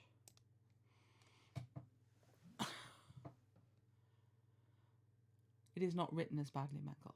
I am working with a coach, but I am not French. He was dreaming. Ben Walker knew he was dreaming because he could hear the rain outside, and the damp really brought out the pungent smell of piss and beer in the squat he was sleeping in. He didn't want to wake up. In the dream, he was with his buddies in the mess hall. 90s rock was playing in the background. The TV was muted. A game show was playing. For a moment he wasn't sure which mess hall, on which base he was in, but then he heard Dan's voice and looked up to see his face. It was raining in the dream too. Valcartier, 2002? His knee hurt, 2004. Dan wasn't doing so hot, and the others had found pretexts to move to another table. I should have run over that garbage can, Dan told him, not for the first time, instead of swerving to avoid it. He took another draught of his beer. Dan, don't get drunk. You guys move out tomorrow, Ben told his infantry friend. Just a reconnaissance exercise, but he would be evaluated. All right, I won't. Dan upended the rest of the can, swallowing the bitter brew like water, and crushed it decisively in his fist, then banged on the table. The TV disappeared. Dreams do that. Dan had a new beer in front of him. There were rumours he liked to smoke hash, too. A lot. It looked heavy. What? The garbage can. It looked heavy, like full of rocks, like it could damage the lettuce. Dan, you didn't know. The IED could have been in the can. But I should have known, Ben. I got them killed. Daniel, Ben thought. Hopeless. Thunder boomed. Ben wasn't sure whether it was now or then, and the rain stopped. It was in another mess hall. This time the AC was deafening. Ballad, he thought. Camp Anaconda. He was playing pool with a British corporal, another infantier. Unlike himself, who was a support trades tech, his job was easy enough. If the hours were long and the sun blinding every time he left the relative cool of his work compound, he made good pay fixing things. The corporal, what's his name, was telling him of the latest house clearing he'd led. Bodies everywhere. Corporal what's-his-name paused. Ben waited. He didn't know why they were telling him this guy and the others. Almost like they were on display for us. There wasn't anything to say, but he didn't expect him or give some kind of advice. Ben was a weapons tech, not infantier, not one of the other combat trades. He still had a rifle, had passed boot camp and had to qualify for a year at the firing range. He was unlikely to be exposed to actual combat unless things went terribly wrong. His biggest risk on this almost city-like base was losing a finger while machining a part, or blowing up a gas tank while soldering a generator back together. And he was Canadian. One of the lucky few that answered the call to come all the way out here, to work with the Americans and the Brits, who told him what they'd seen. But he started again. There's a rumour why they're so mad. Something had happened on another base. Abu Ghraib, I think. What? Torture. You mean beatings? No, I heard torture, like real shit. No, that's got to be exaggerated. I don't believe it. Hey, they do it. I don't see why we shouldn't. Ben went very still. A few months deployed, and the mission seemed dubious. There had been huge protests in the streets of Montreal, big enough to give the Canadian Prime Minister pause, when he had not hesitated much to send troops in Afghanistan. Even Afghanistan seemed dubious now. But he was waiting for a response from him now. Americans? Yeah. Ben looked round.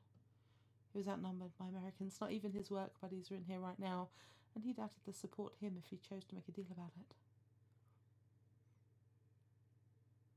But I don't think it'll do any good, he finally said. The inventor opened his mouth to add something and then thought better of it, maybe picking up on Ben's reluctance to pursue the subject. He shivered. The heat was gone. He shivered with damp cold. He looked up, but Buddy was gone. A car passed in the alleyway just outside. The broken window made the rain even louder. He opened his eyes. Paint was peeling from the mouldy ceiling. He was home in Canada. He was homeless, but he was safe. He closed his eyes again, but saw flashes of other things. Natalie, a ball of blue fabric. He sat bolt upright in the small room, took stock of his surroundings. He thought maybe he was still alone in the burnt-out triplex building he was squatting in. He moved around silently, not wanting to make noise and attract attention. He didn't want to get yelled at this morning. If he was discreet, he might sleep here again tonight. Ben gathered his things and suddenly left the run-down placarded apartment through the tiny backyard attached to it. It was cold this morning, mid-autumn already. His luck, no one saw him leave. He had to pee and his stomach growled, but at this hour, the restaurants were all still closed and the garbage had been collected last evening. He'd have to walk to the alley behind the stores and relieve himself behind the bins, then wait for the Soup Populaire to open at noon to eat. Until then, he'd have to wander the streets, keeping out of the rain as much as he could. He patted his pockets. His phone was still with him. Again, he debated whether to call his parents for help. Again, he decided against it. He'd lied to them for months now. In another pocket was a tally for cans and bottles he'd picked during the day before. The grocery store was open at this hour. He could get a small sandwich and a coffee there. He just had to be quick about cleaning up before he went inside. Or maybe just a coffee. His phone credit was almost spent. Or he could go to the library again. The women were nice. They gave him pens and paper and let him draw and read as long as he didn't disturb the patrons. At this hour, he'd probably be alone. He turned south and headed down the hill. He reflexively checked the bins still out of his way, but they were all empty. The city was waking up, and the people he crossed frowned at him and gave him a wide berth. He heard the cars and buses vroom by on Sherbrooke behind him. Saw Ontario Street ahead. He turned east, and he reached it. He saw some of his downtrodden brothers huddled in the little shelter some of the door entrances offered. One caught his attention. "Joe," he called, as he gently woke an old man squatting there. Joe woke with a start, but recognised him. He frowned and opened his mouth to complain, revealing he had no teeth, but Ben shook his head and pointed behind him at the door. A girl stood there, waiting, uncertainty on her face. She looked back up at the worn wooden stairs, then looked at Ben, her face wooden. Joe looked back at her, saw her, smiled a toothless grin, and painfully got up, Ben helping him. Joe waved at the girl, and relief washed over her face. They heard her yell in a tiny voice, "Il est parti!" He's gone. Joe apologised vaguely as they walked east. "J'ai trop bu," he explained. "Ils m'ont pas laissé l'entrer." The shelter refused people who were drunk to avoid trouble between the clients. Ben shook his head. He hated the shelter. He'd spent the previous winter there and hated the noise and the smells, and for some reason he couldn't sleep. The men in the dorm-like rooms were all the brothers in misery to some extent, but they also competed over the smallest things like cigarettes and made deals he wanted no part of. Only his height and frame. He was 6'3" and still heavy, kept him safe. Though sometimes one of the more strung-out youths would challenge him when they learned he was in the army. And the showers were disgusting. They walked for another block, Joe telling him something terribly important. Ben had trouble understanding, when suddenly the old man stopped at the corner and said, "M'allez voir ma blonde. I'm going to go see my girlfriend." Uh-oh. Joe, non. Je te le dis, je vous comprends. C'était froid. I'm telling you, she'll understand this time. Joe, before Ben could say anything more, the old man started walking up the hill, oblivious to the reason and the possibility he'd spend the night in jail instead of the shelter. Ben had spent a couple of nights in jail for brawling. He wasn't sure what was worse. At least you could walk out of the shelter. He'd watched the old guy for a moment, remembering he was also this one from Kosovo. That's all he knew. Joe would wake up everyone at the shelter at night with his nightmares. Ben too. They'd offered him new medication. He'd refused. Medication only made him numb for a while. It made things worse.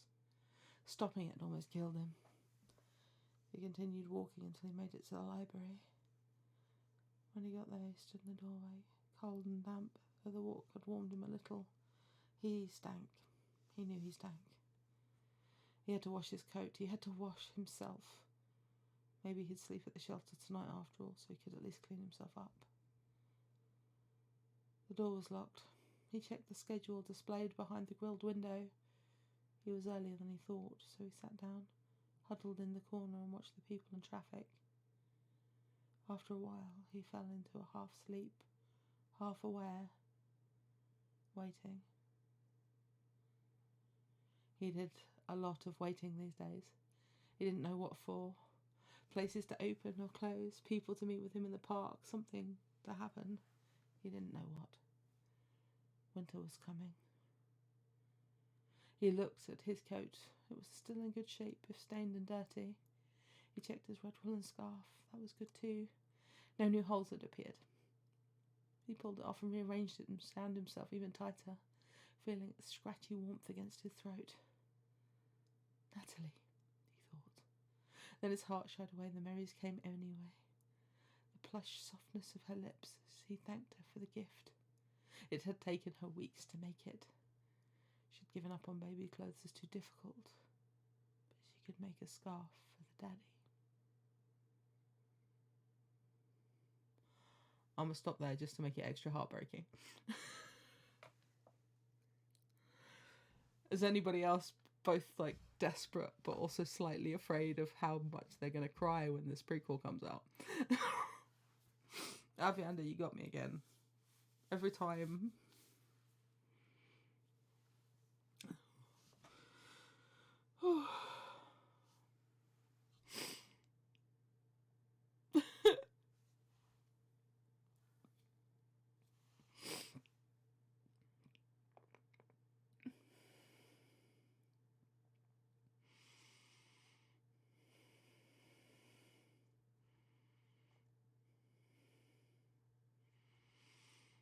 Oh, we've got a Joe at the soup kitchen at the shul.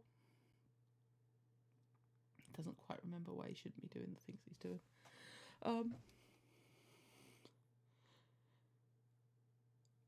Is it? I've been working with a coach now for about a year, specifically on Quebec for our French, to do this book. So I will take Aviander's say so on whether it's improved any.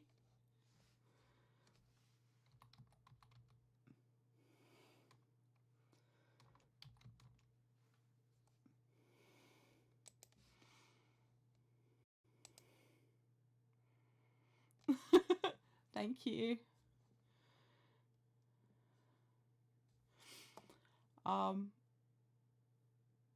So yeah, my French is Parisian, so it's not the same. But I've been working with a coach. So it's good to know that it sounds good to people who don't speak French, but it needs to at least be comprehensible to the people that do. So just in case anybody doesn't have this book yet. Oh, currently there's only one left in stock, apparently. Oh, that's in the UK. Less relevant. But yeah.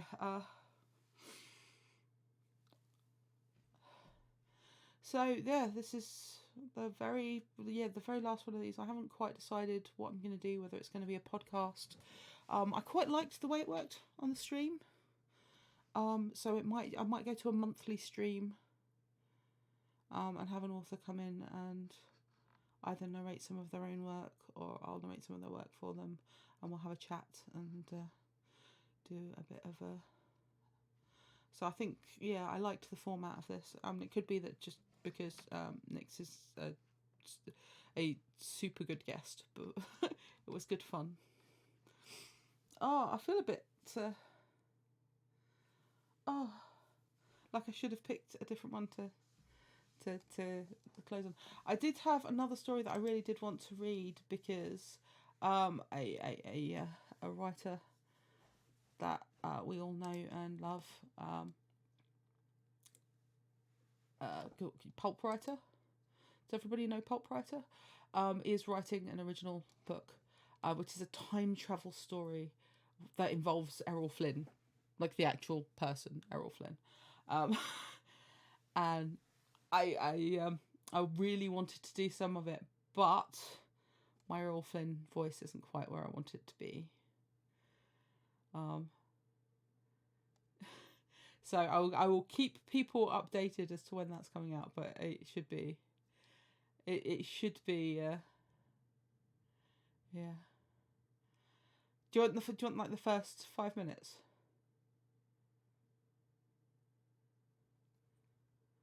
Just I'm working on the Flynn voice. So. Flynn had been in the jungle too long, and he knew it. After this expedition, he was going back to civilization. For a while, at least. He tried, however, to act like a civilized man when he spoke to the banker's daughter, as he tried to win her favours. It was difficult to adjust to being a civilized man because he was living in a tent with an Irish-Italian werewolf adventurer and writer, and his pal Moran was anything but civilized. And Flynn knew Moran was lurking somewhere, waiting for him to fail with Mary Ellen so he could laugh. Mary Ellen was an icy blue-eyed blonde who dressed like the 1920s had never happened. Her father was paying for the whole expedition. He claimed to be an explorer. But Flynn wanted Mary Ellen. He wanted her so badly he could taste her. He wanted to taste her too. She was his age or a bit older. Could any woman in her 20s or early 30s be a virgin in 1932? No, she was just playing hard to get, like as not. Moran thought he was a fool for it. He was probably right. Mary Ellen, I do not recall giving you permission to call me by my first name, Mr. Flynn.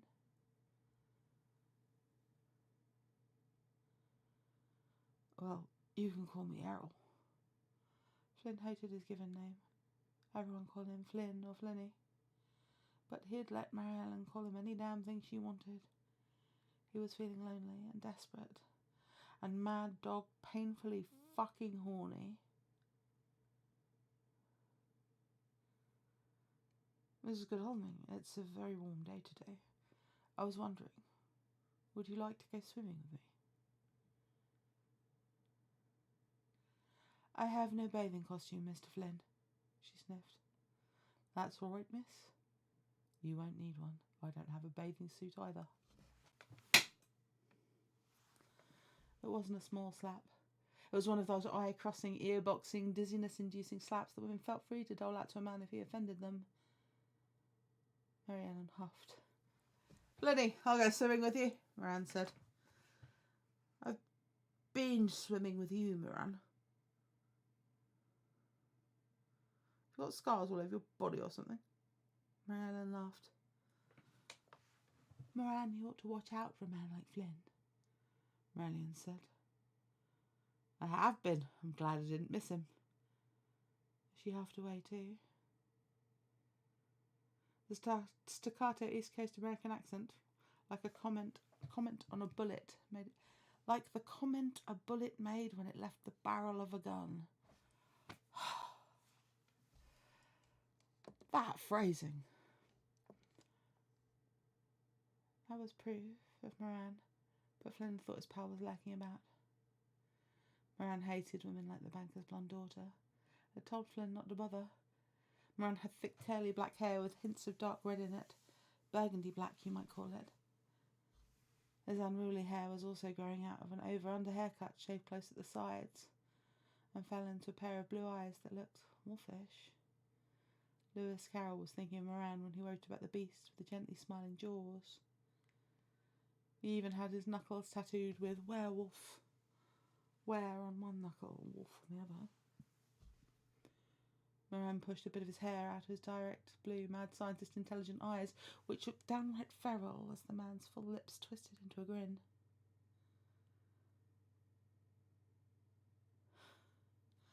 So, yes, I'm looking forward to that. I'm only gonna do the 5 minutes. But yes, Pop Writer X is treating us to this. And I don't know about y'all, but I am beyond excited. We don't have a pre-order link for it just yet, but as soon as there is one, I will splash it everywhere and ask you all to pass it on. And it's great, isn't it? So Chele MacCabe says, love it. Aviander says, oh, cultural whiplash. Aviander's, werewolf? Yeah, werewolf. He's a werewolf. This is a time travel adventure. It has werewolves. It has magic. This is the good stuff. Like Pop Writer X would give us anything other than the good stuff.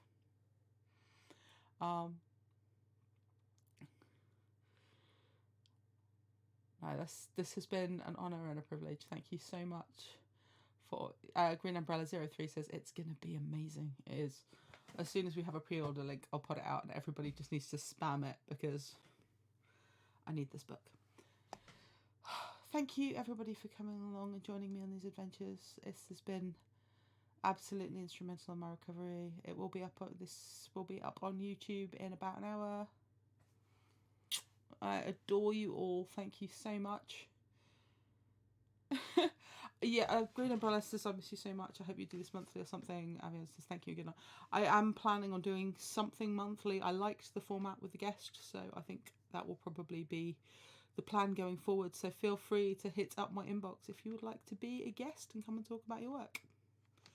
Thank you very much.